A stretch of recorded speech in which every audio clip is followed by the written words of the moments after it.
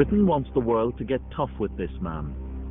But what did Britain do when Robert Mugabe slaughtered thousands of his people in the 1980s? People being buried alive on their graves.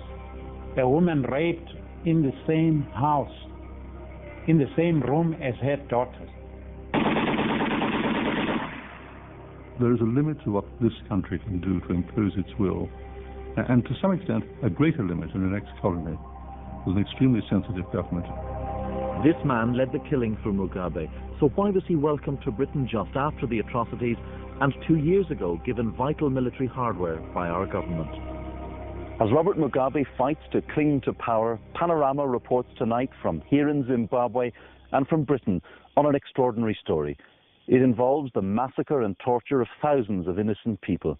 It's a story that leaves Mugabe with blood on his hands and Britain in the dock, accused of appeasing a ruthless tyrant.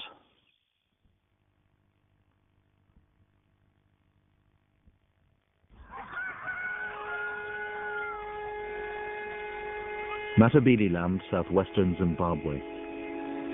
19 years ago, this rural province witnessed some of the worst atrocities of our age. The man responsible is still in power.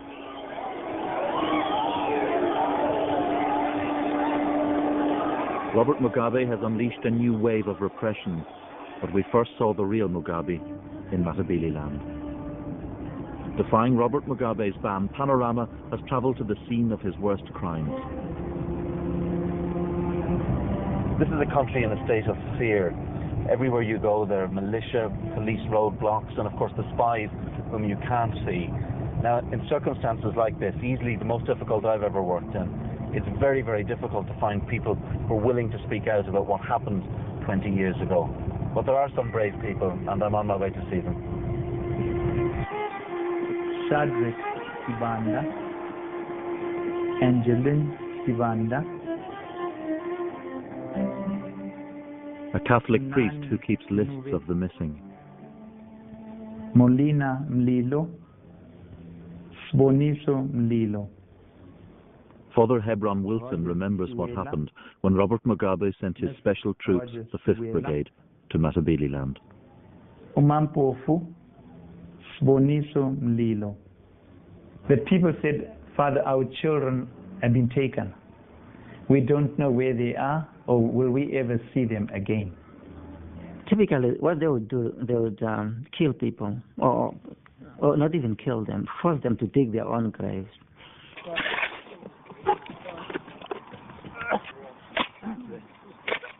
Force their children, their wives, to bury them alive, and then force them to dance on top of the grave, President Robert Mugabe, you know. Robert Mugabe had at first seemed a model African leader, democratically elected and not corrupt. But with political enemies, he was to prove ruthless. Panorama has spoken to survivors of his atrocities and to key political figures in Zimbabwe and Britain.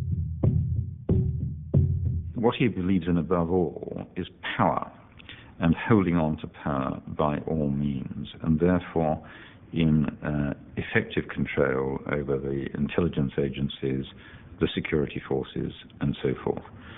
He also believes, as he used to tell me, that power comes from the barrel of a gun. Mugabe's ZANU party drew its support from the Shona tribe, who made up 80% of the population and backed his call for a one-party state. We will tell our Prime Minister to tell the whole world that we need a one-party state. That's all. That would prove devastating for the minority Ndebele tribe, who supported the main opposition. From one particular senior intelligence officer, I had a conversation with him, and he said, "You must understand our history. Until 1890, when Cecil Rhodes blew a whistle and stopped play, the Matabele raided us and treated us Shona like cattle.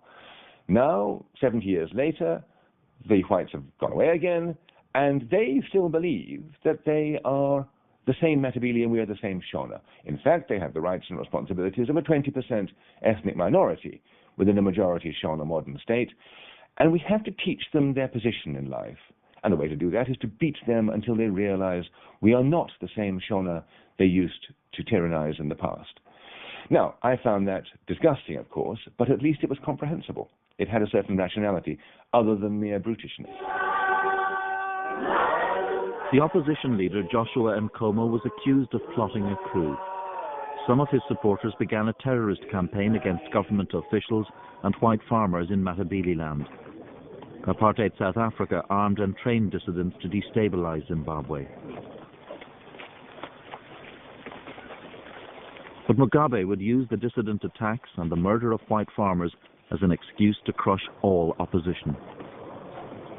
My government will never rest until those within that party who are responsible for organizing the dissidents are crushed and crushed fully.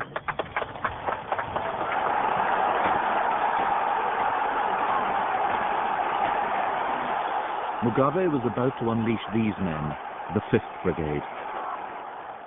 Specially picked from Mugabe's Shona tribe, they were trained by North Koreans.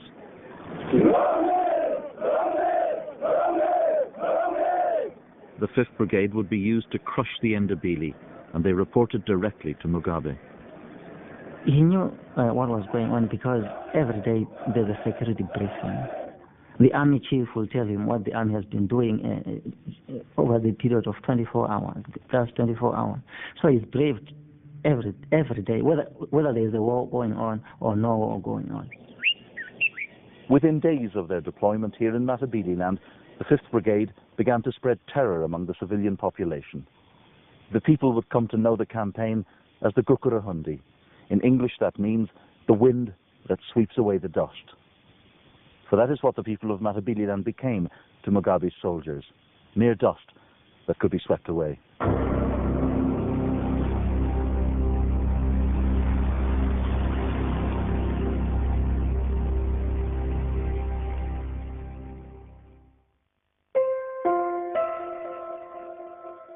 In the spring of 1983, Robert Mugabe warned villagers against supporting dissidents. "Don't cry if your relatives get lost," he said. People just being gunned down, shot, people being headed into a hut, 40 souls together, and set a light, and outside the soldiers guarding anyone who comes out or shoot. Most atrocious things, most unspeakable things were done. All of them were wearing red berets and very unusual faces, never smiling, very unfriendly. To say I was afraid of them, I don't think it really describes exactly how I felt when I saw them. It was more than that. You know, you could feel your bones shaking whenever you heard that they were around. Travelling through Matabeleland, you find a landscape crowded with memories of the Gukurahonde. The stories rank with the worst atrocities of our age. A family of 24 attacked in the village of Salonkwe.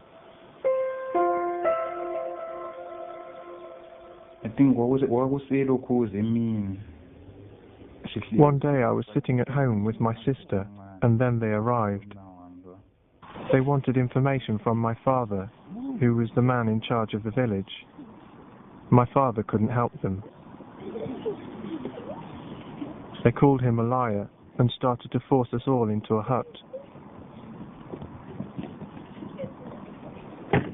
We were all forced inside.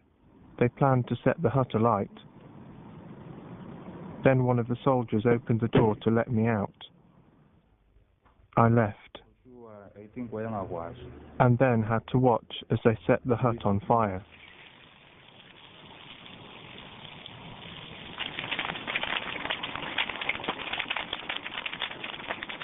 They burnt all the men and women inside, my mother and father included.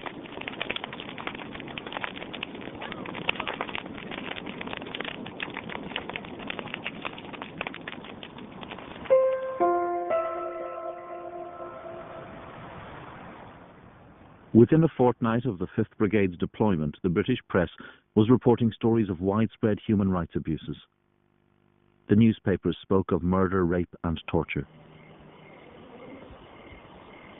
In March 1983, Panorama broadcast a film which spoke of thousands dead and widespread abuse. Anyone suspected of any contact with the dissidents was liable at least to a beating.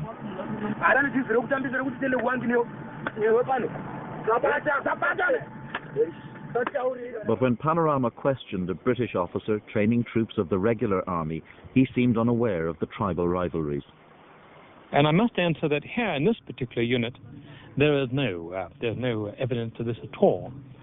And from what we've seen of all our students, Edward, that come from everywhere, I think that what the problems of 2 years ago have now diminished into almost nothing. Well, in spite of all the stories out of Matabele land? Well, there are stories in Matabele land, there are stories in Ireland, and you want to believe who writes what story. British trainers with the regular Zimbabwean forces were not allowed near the 5th Brigade. Because some of them, of course, had not done this particular weapon. But they were hearing about human rights abuses, as were diplomats in Harare. We knew that there was an insurrection or something happening in Matabele land. The 5th Brigade, which had been trained by the North Koreans, was down there, and of course reports were coming out of some fairly brutal operations. There was obviously an unhappy situation down there, to say the least.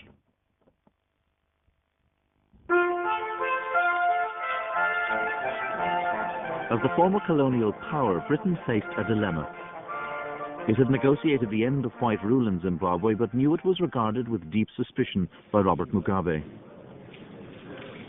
It didn't want to be seen to interfere in its former colony, but it became Zimbabwe's biggest aid donor.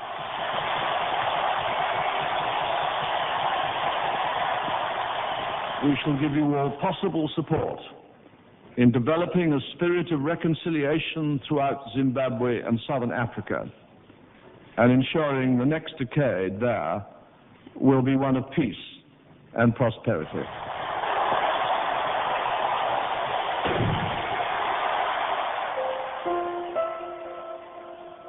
But in the spring of 1983, Robert Mugabe's 5th Brigade was destroying the dream of peace in Matabele land. Pregnant women were attacked at a clinic.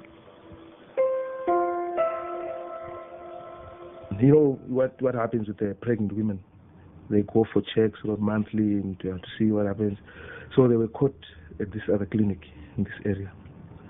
They were made to sing, they were grouped and made to sing. And that was the last time they opened their mouth, because they had to cut like that. And the foot was out. So by the time we came to that clinic, they were already dead and they were closed. You know, they to put some blankets on to cover them up. Can I just ask you, we have to be very specific about Right. this. What was the name of the clinic? That call it Interveni Clinic in the Jombe area. And what exactly did you yourself see? I saw the dead people there, dead on. Two names recur in this horror. Robert Mugabe, who sent in the 5th Brigade, and his close associate, the brigade commander Perence Shiri. To officers from the regular army, Perence Shiri was a distant figure. He's not talkative. He tends to be by himself, drinking all the time. Appears lonely to me. And I won't describe him as an intellectual type now. It's just an ordinary chap. Below average, if you like. Shiri did more than give orders. I saw him demonstrating what he meant by beating a person, and using a very massive log. He beat somebody thoroughly, all over the body, buttocks, head, anywhere where he could land the log. Some eyewitnesses still live in fear of Shiri. What did the local people call this man? They used to call him a Black Jesus. Why? Because he could determine life like Jesus Christ, you know. He could heal, raise the dead, whatever. So he claimed to be like that because he could say, you live or not.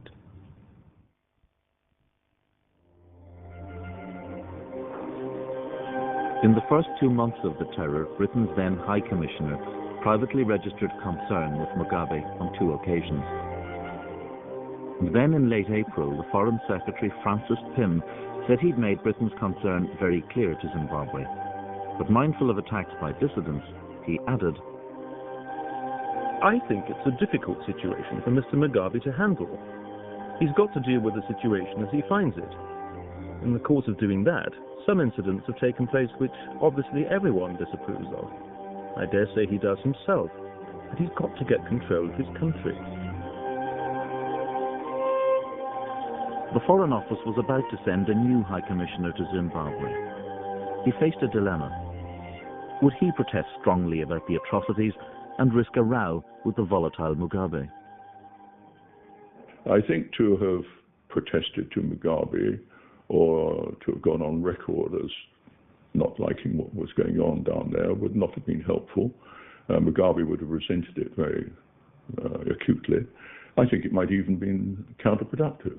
It might have damaged the policies we are trying to follow of helping Zimbabwe to build itself up as a nation. Did you protest personally to Mugabe about what was happening? No, I didn't, no. No protest? No, no. Do you have any regrets about that? No, I think this business has perhaps been rather blown up. It wasn't pleasant and people were being killed, but as I said, I don't think anything was to be gained by protesting to Mugabe about it. What was the advice from London about how one dealt with Mugabe, particularly around something like Matabeleland? I think the advice was that to steer clear of it in the interests of doing our best positively to help Zimbabwe build itself up as a nation.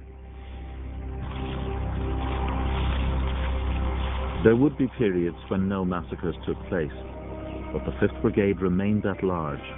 Violence may have fluctuated, but the terror was constant.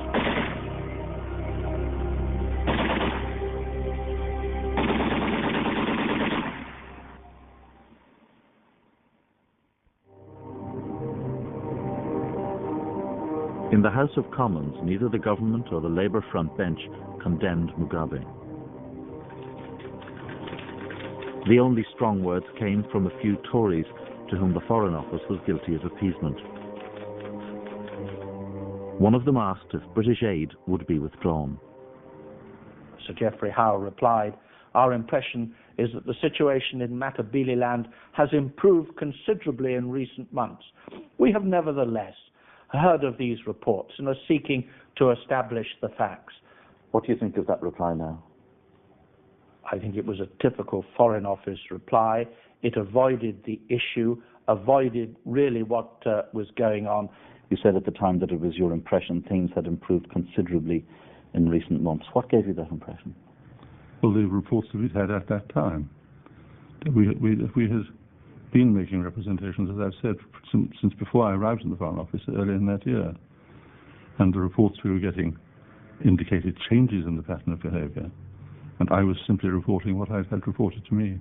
Because things hadn't, of course, changed. I'm not sure about that. The evidence fluctuated from time to time according to where your evidence was coming from. The facts were there.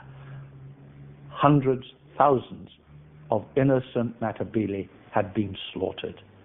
And if they were seeking to establish the facts, well, all I can say is I wonder where they had been. They must have been living in another world.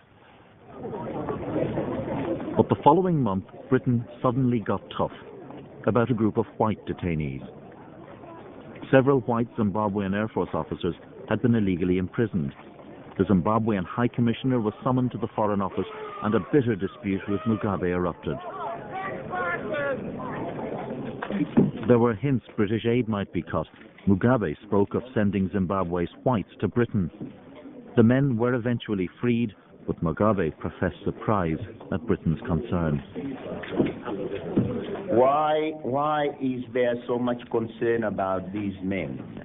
They are not the only ones in detention. There are others as well. Is it because they are white? Is it because they are Mrs. Thatcher's kith and kin? They were British citizens as well as Zimbabwean citizens. They were being held quite unlawfully and very badly treated. And that was raised. And obviously we'd have been in grave trouble had we not raised that. So I resent very much the suggestion there was discrimination on those grounds. In the Ndebele tradition, the dead can only rest when the living have shed their tears. The 5th Brigade would not allow this. Many who cried were themselves murdered. It would not be possible for us to tell this story without the bravery of a small group of church people. Father Hebron Wilson collected eyewitness testimony. Others risked their lives to get it to him, like the man caught near his church. Automatically he fell down. And then I could see, because I'd seen them before close range, with their bayonet, you see. They would bayonet you near the hip, so you could screech. And that is what I actually saw. And I managed to get the national identity of that person. You got his name? Yeah, I got his name. And what happened to him? Well, he died.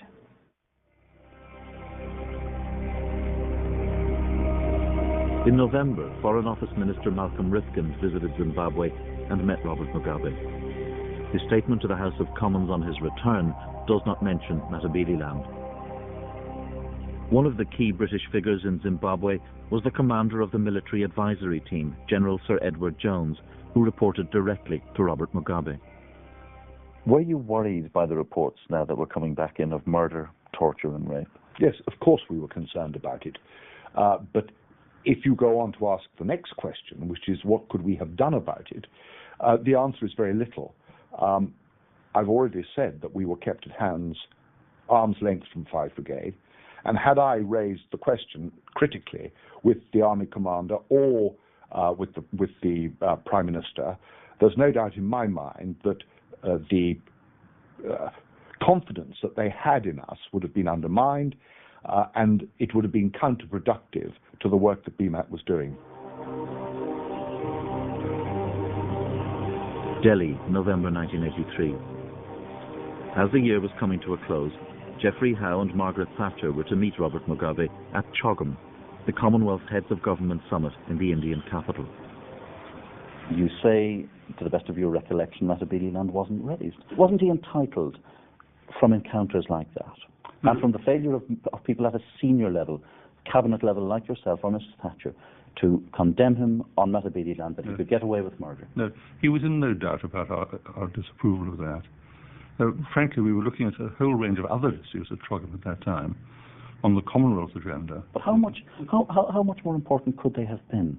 The future was slaughter of thousands of people, concentration camps in which people there was mass rape. How much more? What issues could be more important? The whole future of South Africa was at stake in our discussions at Chogam. The state of the East-West civil military conflict, the Cold War, was at stake. They could have done much more. They could have insisted that Mugabe stop the action there, or the British government assistance, which has amounted to, I think, 57 million British pounds over the years, would stop. Our influence was necessarily limited. And had we sought to, for example, withdraw or cancel our aid program, then that could well have had a negative reaction, not just on Mugabe's performance, but on the economic stability of the country as a whole. Among the short-term self-interest points you might have put in your analysis of what our interests were, was that no British government wanted a couple of 100,000 British citizens appearing with cardboard suitcases at Heathrow, the sudden expulsion of whites, if we pulled the rug on the aid and, as it were, denounced Mugabe. This was a real threat. So, for the first 8 months of the Matabeleland crisis, Britain stuck to the policy of quiet diplomacy. But there would be a new terror to challenge Britain's policymakers. In early 1984, the 5th Brigade was sent to the south of Matabeleland. A British diplomat who'd gone to the area to show solidarity with white farmers under threat from dissidents encountered the brigade. A platoon of the 5th Brigade turned up. They had ordered all the workers from the farm to gather together. They were forcing them to sing songs in Shona, liberation songs, nothing to do with Matabeleland. They were poking them as they capered about singing these songs with their AK bayonets, not drawing blood particularly, just poking, humiliating, and then making them lie flat if they didn't sing well enough on the ground, face down, and beating them with strips of rubber that they carried with them, or with sticks.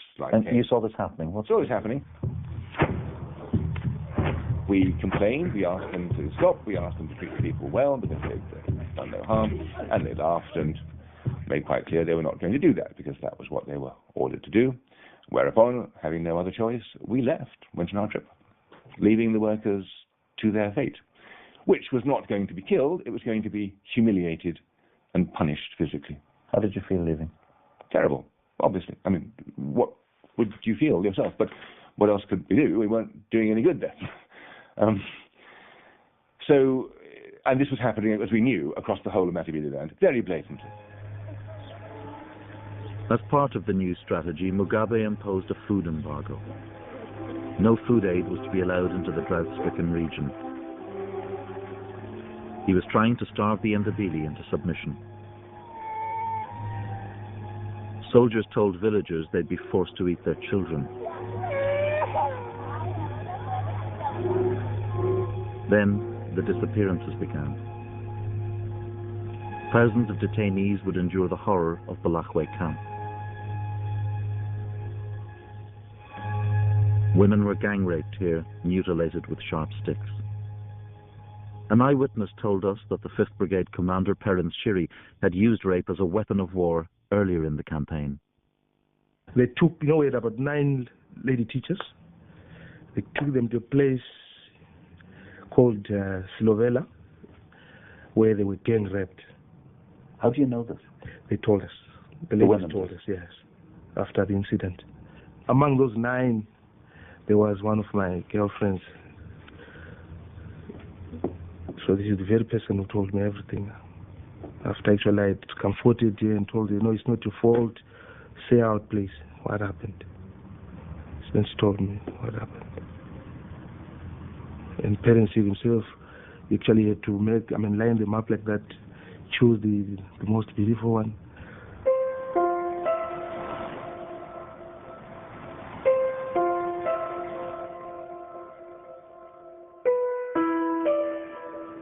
In March of 1984, Zimbabwe received a royal visitor.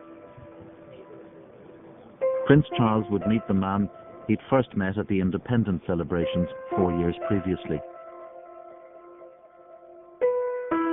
Then, after returning to Britain, the prince would have lunch with a newspaper editor who published his own eyewitness account of the atrocities. Donald Trelford's story in The Observer had provoked a major controversy in Britain. I was invited to lunch by Prince Charles. It was part of a charm offensive, I think, by Prince Charles and Princess Diana, and I went to lunch with Peter Preston, the editor of The Guardian, just the 2 of us. And in general conversation over lunch, because it was soon after I'd been to Matabeleland, and obviously it was a subject to talk about, the subject came and said, oh yes, there's massacres in Matabeleland. The Foreign Office told me it was all exaggerated. Well, I was tempted. Had it been any other dinner party, I would have taken up the cudgels.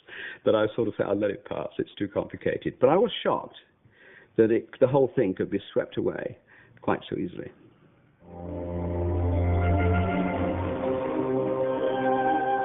In April, Malcolm Rifkind expressed his government's concern to a Zimbabwean cabinet minister. The Deputy High Commissioner privately warned Zimbabwean ministers a shipment of EU food aid might be delayed. The Foreign Office may not have known the detail of the horror, but what it did know was troubling enough.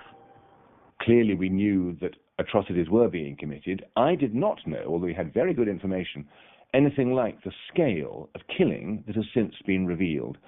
By the time I left, it had stopped, and I would have put the killing in the low thousands. The low thousands.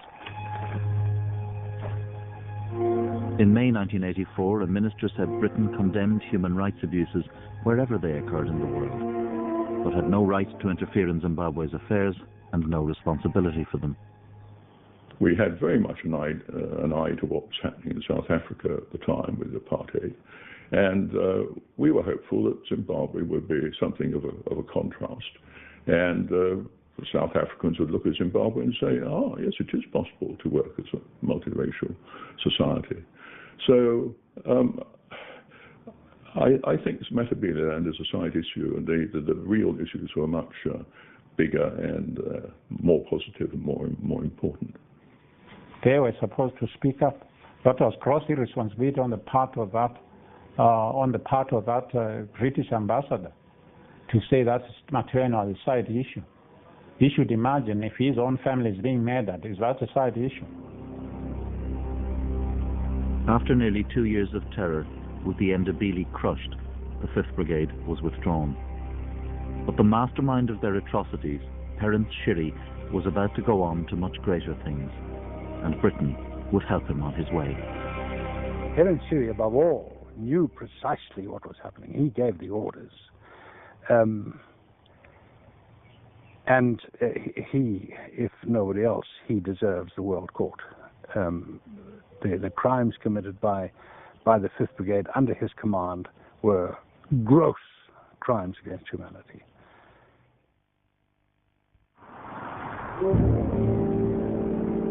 But this is not a world court. It's a state-financed institute of learning, one of the most prestigious of its kind in the world, and it's here in London. A place that promises access to statesmen and government officials. The British government knew that the 5th Brigade had committed serious abuses of human rights in Matabeleland. It also knew that the 5th Brigade was commanded by Terence Shiri. So what did it do? Did it push for an investigation of Terence Shiri, press for him to be brought before a court? No. In fact, the British government allowed Terence Shiri to come here to the Royal College of Defence Studies in London as an honoured guest. I think I'm right in saying that he was the first officer from the ZNA to go to the Royal College of Defence Studies.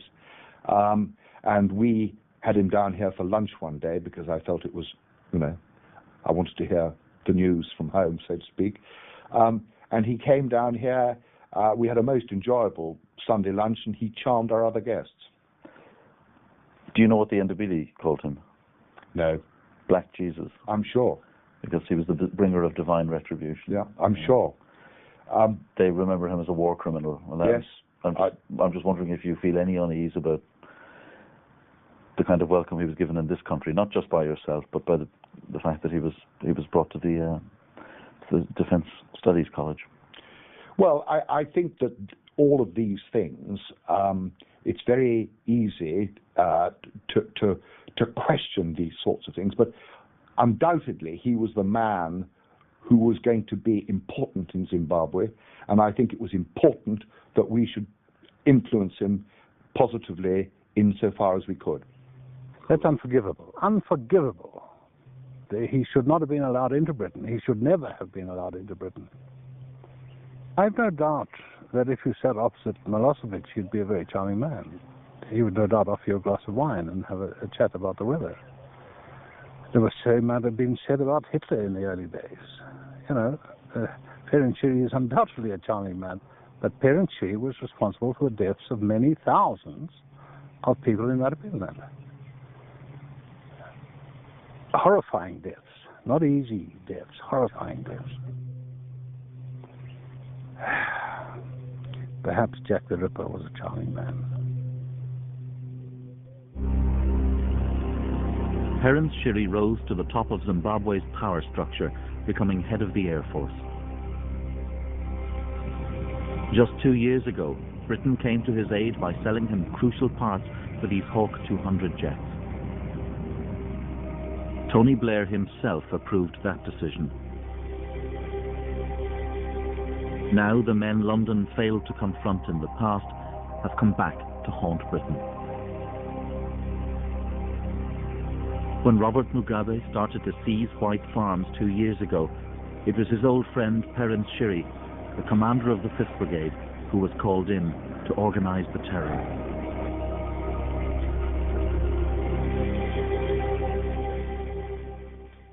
Mugabe, because he was unrestrained, because he was allowed to do anything he wanted, he even dared then to turn on the whites, which he would never have done initially, unless he felt, well, people are not taking any notice, they're not bothering, I can go on to the next phase and start taking their land unconstitutionally, beating them up, sending in people to beat them up, having the opposition killed. He just knew, because of the silence, he could get away with murder.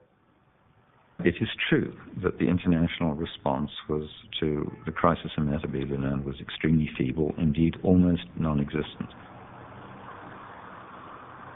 I think that there should have been stronger protests, yes, at the time, not just by us, but by others, about what was happening there, because it was a horrible precedent. But I want to come back to what's happening now.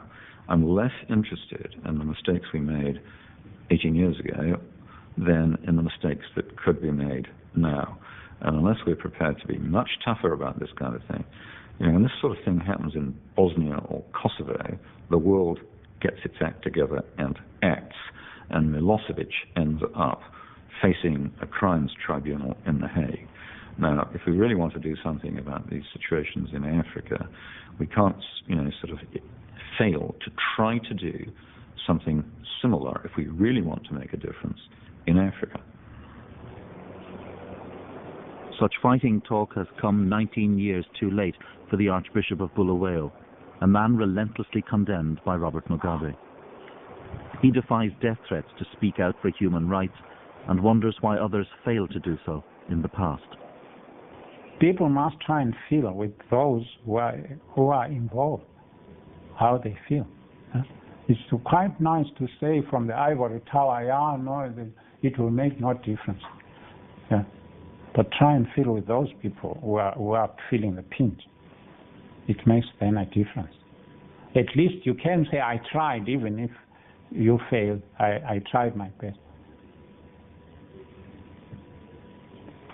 Of course he has total sympathy with the situation that now prevails there. And one has a total understanding of how he might have wished for things to happen differently in the past. But that is applying the wisdom of hindsight. We did not have power to control what Mugabe did.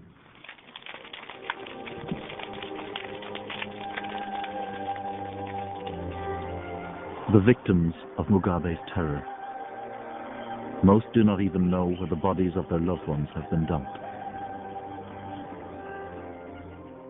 Bangakwenza bangawubona umthetho ongabakhathaza bona bangawubona ngaphi kanti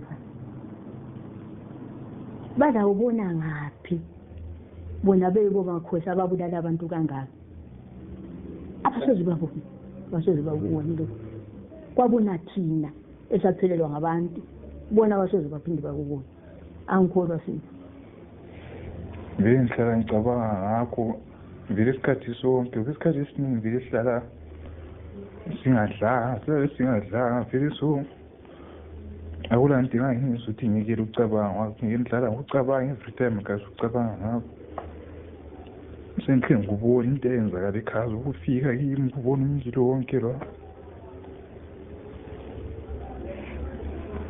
kwesikhathi esifike ngiyabona ukuthi khona kuzayenza ukuthi ngibe poor for all of my life.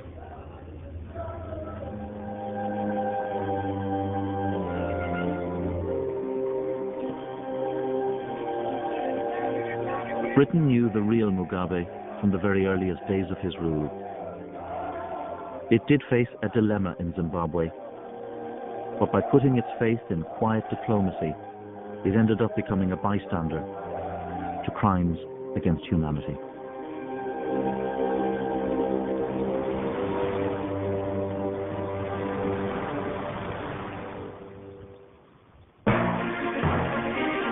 You can comment on tonight's programme now and join me for a live discussion on our website at 2 o'clock tomorrow. Next week on Panorama, should Britain join the Euro? Let the two sides know what you think. You can vote on our website. The address, as always, www.bbc.co.uk/panorama.